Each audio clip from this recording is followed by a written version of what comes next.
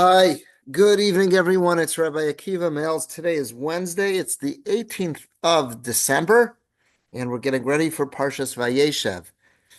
Today, our Parsha class took place at noon, as it always does, but due to some technical difficulties, I was not able to get my computer up and running in time for that class. So, my sincere apologies for those who had tuned in and were hoping to hear it live and watch it live with Zoom.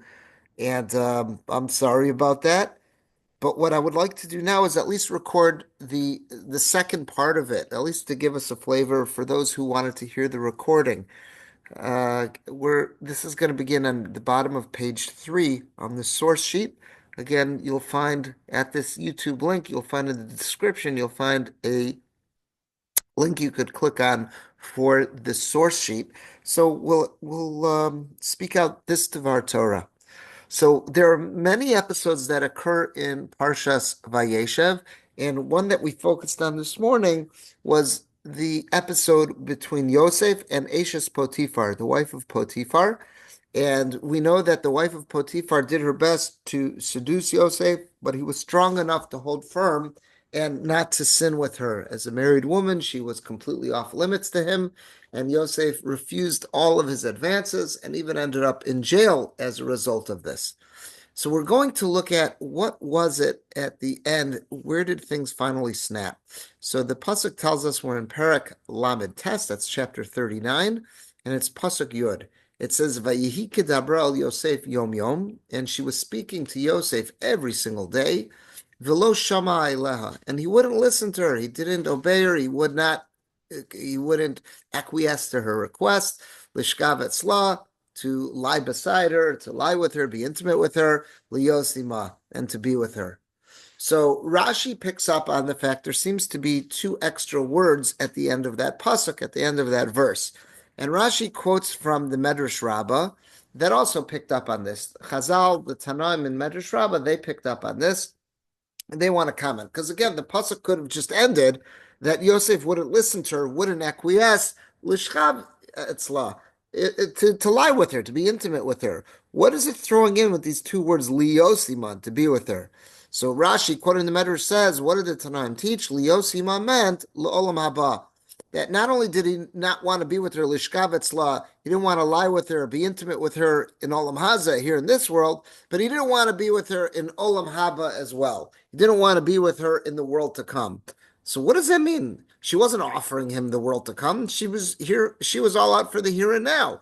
That she was enamored with Yosef. He was very handsome, and she was attracted to him, and she was trying to seduce him. That's what she wants. She wants lishka vetzla. She wants to lie with him. She wants to be intimate with him. She's not saying she wants to be with Yosef for olam haba. So what does it mean that Yosef rebuffed all of her advances? That he wasn't intimate with her, and he didn't want to give in to be with her in Olam Haba. What does that mean in the world to come? He didn't want to be with her in after 120 years. What does that mean? So I guess the plain reading of that medrash would be is that Yosef understood that there was a lot on the line. Yosef understood that the decisions one makes in this world, whether they're good or whether they're for bad, there's going to be schar and onish. There's going to be reward and punishment in the world to come. So I guess the plain reading of this medrash would be that Yosef didn't want to be with her b'olam haba, meaning he didn't want his share of olam haba. He didn't want it to be affected by this poor decision for momentary pleasure. He didn't want to be affected for eternity. I guess that's how we would read that in its plain sense. But we're going to see what the Chafetz Chaim does with this. So I'm moving now to page 4. The Chafetz Chaim wrote a number of Sfarim in his lifetime. He's perhaps best known for the Sefer that he's referred to. That was probably his first Sefer, his first book that was famous. That was Chafetz Chaim. That was the Sefer that he wrote that was all about the halachos of proper speech, how to avoid Lashon Hara, avoiding all the sins of negative speech, as well as Rechilus, tale-bearing. That was probably what he was most famous for because that was his name, what was the nickname that he earned. He also wrote another set of farm that were very famous called Mishnah Brura. Mishnah Brura was halacha sefer on the section of Orach Chaim, dealing with everyday life, everyday halacha issues that come up. He was very famous for that work, and it continues to be studied in yeshivas and in homes all over the world to this very day. But he also wrote many other svarim. When he saw that there was a need, when he felt that there was a need, he wrote other svarim, and those are collected. I have at home, and I know the shul has it as well, in Kol Kisvei Chafetz Chaim. Those are the collected writings of the Chafetz Chaim. And one sefer that he wrote was called Shem Olam. Shem Olam is there. And Shem Olam, I believe it mostly deals with encouraging people to strengthen their commitment to Torah study and to find ways during the course of the day to get more Torah study into our lives and into our routines. But he touches on other topics too. And at the end of that sefer, one of the final chapters, that's what we're going to be looking at today on this final page, on page 4. He brings up this pasuk that we just looked at, and we're going to see what he does with this. He says the kasher. I'm jumping right into this paragraph. Prior to this, he was talking about how to avoid falling into temptation, falling into sin, and he was putting out this principle that after May of Esrim, after 120 years, when our neshama has to give an accounting for our lives, we're going to be shown basically footage. God's going to say, roll the film, and we're going to get playback of all the actions of our lives, the choices, the decisions that we made.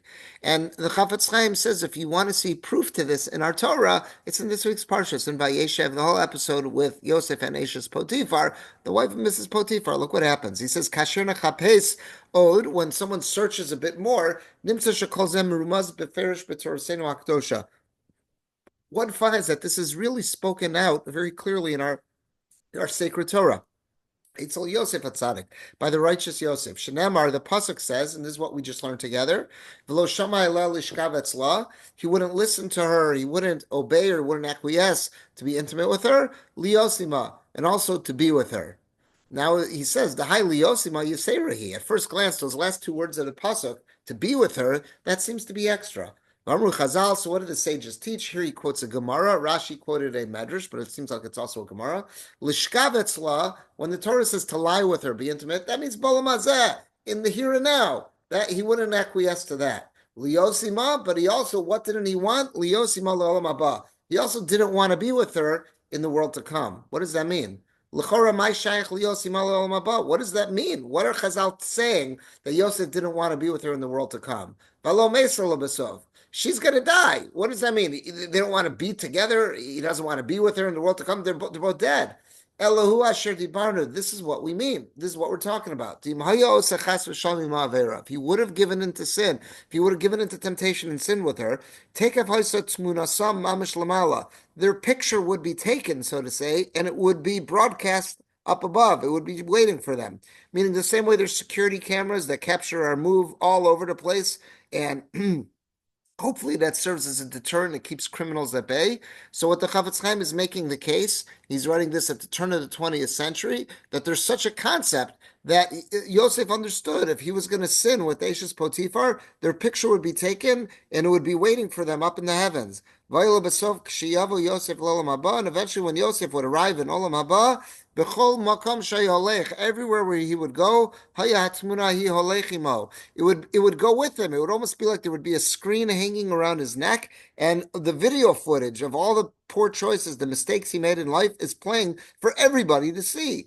He wouldn't be able to separate himself from this. And this would cause him a crazy amount of shame and humiliation. Rahman al-Tzal, God forbid. This is what the sages meant in the Masechah Sota. Anyone who makes a bad decision and commits an avera in this world, milafafto umolichaso liamadim. It's going to basically cling onto him, and it's going to walk with him, and will stay with him to the day of judgment. Rabbi Lazar Omer, af kishura bo kekelav. It's tied to him the same way a dog is tied to a leash. This sin is going to always be tied to him. Ratzalamar, what does that mean? Shetmunas havera. The way the Chafetz Chaim understands this is that a video image, or he couldn't say video image, a picture, he had seen photography at that time, or portrait of that Avera, misbadekas imadam, will cling to a person, b'chol makom shu holech, wherever they go. So there's no way to escape it. And that's what Yosef was saying. He doesn't want to acquiesce. He doesn't want to be with her, lishchavim etzla. He doesn't want to be intimate with her in this world. He doesn't want to be with her. And also doesn't want to be with her, liosima. He doesn't want to be with her in olam haba, because he understands the consequences of Avera. The consequences of making a bad decision is that it's going to be recorded and it would stick with him forever. Now look what he writes here, next paragraph. If a person thinks about this awesome concept, it would really make us tremble from all the actions we're involved with. All of us as human beings, we basically, when we think no one's watching us, we may allow ourselves conduct that we would never do if we're around a crowd of people. But this should really make us all stop and say, whoa, there's really no such thing as being alone. There's video footage of everything. There's security cameras everywhere. HaKadosh Baruch Hu is recording everything that's going on. Whether it has to do with the way I'm relating to God, whether it's the way I'm relating my interpersonal relationships. And a person sometimes thinks that, listen, I'm doing something wrong, whatever it is, but it's secret. Nobody knows about this. Avalokenu, that's not the truth. In the world to come, Yisparsema Davar, it's going to become publicized. Leinei Akol, to everyone's eyes. V'yichusa az kechlima panav, and it'll be causing the person a tremendous amount of embarrassment. Umerumaz calls them a pasuk, and this is also hinted to. Shlomo Melech writes in Koheles, Sof Davar Akol Nishma. At the end of the day, everything will become known. And goes, this is what the Targum explains it as well. What the Chavetz Chaim is basically saying, he's reminding us of something that's very famous, that this is something that's in Pirkei Avos. The Mishnah says in Pirkei Avos, if we could only focus on three things, we would never sin. We would never make a poor decision. The problem is we stop focusing. What are those three things? That we have to remember what's going on above us. The Mishnah says there's an ozen shamas, there's a listening ear that can hear everything that's going on. There's an ayin roeh, there's an eye that sees all. HaKadosh Baruch Hu sees everything. There's security cameras everywhere. V'akol b'sefer nechtavin. The Mishnah said that everything that we do is going to be transcribed, is going to be written down in God's ledger. It's not going to be forgotten. That's what the Mishnah tells us. If we could only focus on that, we would never make a poor decision in our life. But the Chavetz Chaim says that's exactly what the pasuk is saying here with Yosef. That Yosef was saying to Eshes Potiphar, no, I'm not going to sin. I don't want to be with you in this world, and I don't want to sin because I don't want this dogging me in the world to come. I don't want to have that bush. I don't want to have that embarrassment. I don't want to, it's going to be playing, that footage is going to be playing of the poor decision of the sin that I made. Now, this last paragraph I have to share with you, because I had always seen this quoted in the name of the Chavetz Chaim, but I never actually saw it in his writing, and here it is. Apparently, the Chavetz Chaim was very fond, and I've seen his students write this, that whenever a new technological advance would take place, he would think about it and say, why did the world need it at this time? In other words, throughout world history, God didn't feel that this needed to be shared with the world. What is it about our day and age that God felt that this invention, this technological breakthrough had to be shared with our day and age? Now, the Chavetz, and he would have different ways of feeling. What could we learn from this? Why did we need this now? Now we're going to see what he does in this last paragraph with a technological breakthrough that was happening at the turn of the century. So he says as follows, Ve'ata, now, Nidaber Odos Hakli Malay Diburim Hanal. He says, I want to talk about, I want to spend a little bit writing about a kli, an instrument, Malay Diburim, that's filled with words. Hanal, what is he talking about? In parentheses, a phonograph. He's talking about a record player. So he says as follows, Rasham Kol, that's more Hebrew, modern Hebrew, something which can record voices. So he says, we're going to talk about a phonograph, something that can record. Mashin Iskala Zeb is Manenuhu. Why is it that God in his infinite wisdom felt that our generation, we needed this breakthrough in technology? Gam ken mitamanal. It's because of what we said earlier. The Bedorah Sholfanenu, and the generations that preceded us, Kisharim Lamad B'Mikra Mashakasav. If a person learned what it says, the Navi taught us in Amos, Ki Hinei Yotzer Harim Uvari Ruach, the same God who created mountains and could create the wind, Magid Lodem Masecho. He will be able to tell a person all the speech, everything that he spoke about in this world. In other words, God, who is so powerful that he could create everything, that same God has the ability to record, so to say, all of our voices and our conversations, and will play it back for us after 120 years. So our earlier generations, they believed it. They had a simple faith. And when Amos said it, even though they said, okay, we don't know how that's possible, we never seen such a device, but we believe it. If the Navi told us God could do this, we trust him. Shamru Chachmeinu Zechron Lavracha, the Gemara tells us in Chagiga, Shafilu Sicha Kala Sheben Ish Lishto Magidin Lo Laram B'Shas Adin, that even a minor conversation that a husband and wife could have had, God's going to remind us of on Judgment Day. If there was something wrong in that conversation, we're going to know about it. Lo hayadavar zeh shum pela beinav. So previous generations, they had no problem believing this. It was not difficult for them. Aval hatabav and osein rabim. But nowadays, due to our many transgressions, shirabu al misparkim, there are many free thinkers, people who have thrown off the yoke of observance. And God forbid there are people out there in this world who feel and believe. How could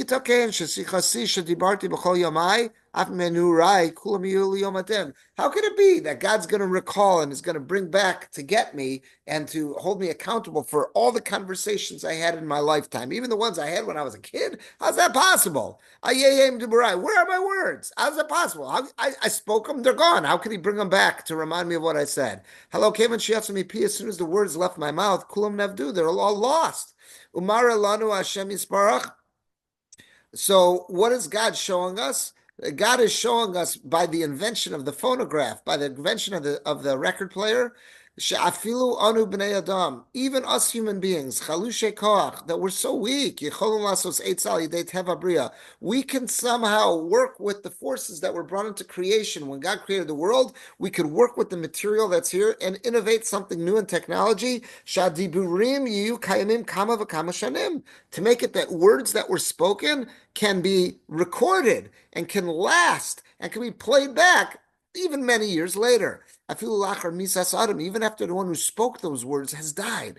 The person's decaying, the person's becoming dirt. Nonetheless, the words are immortal. The words could stay. The words remain intact. Bikolo, with the same voice. The way the person pronounces his letters, his words.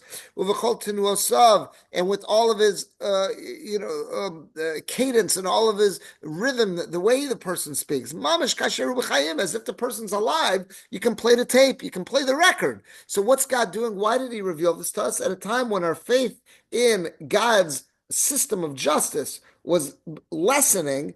God says, now's the time. The world needs this technology, because if we can have a record player, you could record sound, you could record conversations. Now, at a time when human beings are spinning further and further away from God and saying, come on, it's not possible. God can't hold me accountable for what I said years ago. Those words are gone. Now I say, it's not true. If here in our earthly world, we can have words last forever, God's got better technology than we have. So he can certainly store more data than what we can. But we see it's possible here. So now it's not such a leap of faith anymore to believe that there's this Ozen Shomas, that there's a listening ear up in Shemayim that's going to hold us accountable after 120 years for everything we've done, everything we've spoken. He says, "V'imanu yicholem lasos ken alachas kama v'kama." If we can do this, how much more so? Hashem yisparach shu mamsi teva bria gufa. God, who is the ultimate creator, who created all of the elements that we use to try to make our earthly creations. God, who is behind everything. Of course, He can do this. Yachol lasos shelo yovdu afilo teva achas. He can certainly do things in such a way that not even one word that we've spoken about is lost. And he goes on to say that this seems to be, he quotes a Zohar, where this is also indicative of the same idea is indicated there as well, that not one letter, not one word that we spoke in our whole lives ever disappears, and they're all prepared and going to be brought out on Yom Adin, on that judgment day. And a person, that's how the Chafetz Chaim dealt with this. That's what we can learn from a record player. Now you can imagine there's been so many technological advancements that have taken place since the turn of the 20th century. When the Chafetz Chaim was exposed to the record player, so much more has happened since then. You could just imagine how he would darshan and what he would say about this. And you could just imagine what would he say about the amount of technology that's at our fingertips. I was telling the class today that I saw something recently that in one iPhone, what all of us are carrying around in our pockets, in one smartphone, there's more technology on that smartphone than was in the Apollo missions, which is just wild. You think about how many people's lives were at stake on those Apollo missions, and they didn't have access to as much technology as what every citizen of America is walking walking around with in their pocket. It's absolutely wild. And you can only imagine how many drushas, what the Chafetz Chaim would learn out of each of these new aspects of technology. Why is it that God felt our society needed this? Why do we need this? What is this coming to improve? What's this coming to repair? In other words, where were we so weak in our trust and our understanding of God's abilities that we needed to have this earthly manifestation of to say, wow, if humans could do this, then God's really able to do everything that the Nevi'im, that the prophet said he's able to. So I think it's something for us each to think about. But this idea here, what the Chafetz Chaim is saying, and he's bringing it alive from the story of Yosef and how he was able to hold himself back from sinning. You could just imagine what temptation was luring him to do, and he had someone working on him, yet he was strong enough to hold back. And how did he hold back? Because he said, and this is what he emphasized, I'm not going to do it. It's wrong. Everything the pasuk says, that how could I do this? Your husband trusted me. I can't backstab him. But also, chatasi le'elokim, I can't sin against God. He doesn't want me to do this. But then this other tool, that what the Chafetz Chaim says that Yosef employed here, that he says that he wouldn't listen to her, lishkavetzla, didn't want to be intimate with her, which is olam hazeh, didn't want to be with her in this world, realizing it's just momentary pleasure, but also didn't want to be liosima, to be with her. What did that mean? Liosima, he didn't want to be with her olam haba, in the world to come. That's what he means, liosima. He realized that what we do here is going to be recorded. We can't hide from it. It's not going to go away. It doesn't make a difference how many years God blesses us with. The data is not going to be lost. I see this every now and then, again, when something happens and the security footage catches it. And the thieves, at this point, you're thinking, the security cameras are out there. Why did you think you weren't being filmed? Just think about this case the other week of that murderer in New York who shot the CEO of United Healthcare. And what really helped crack the case?